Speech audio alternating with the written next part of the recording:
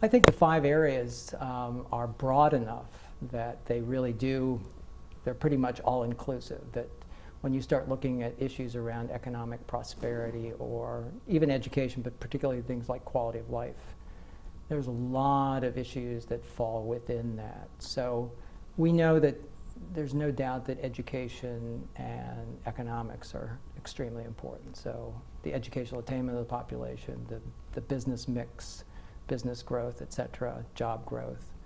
But also the one issue that 1D has recognized is what they call race relations. But it becomes more so of how do we deal in terms of race in this region.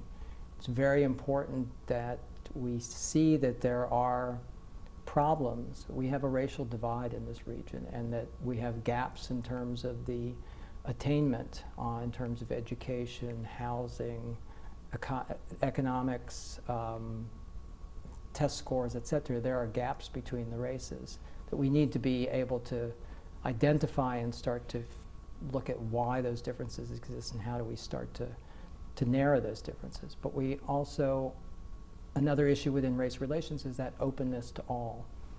One of the big things that young people are looking for, the educated population that we're trying to attract, they want communities that are open to all, that recognize the gifts and the benefits that all people bring, whether it's different races, different sexual orientations, different religions. It all adds to the overall mix of a community.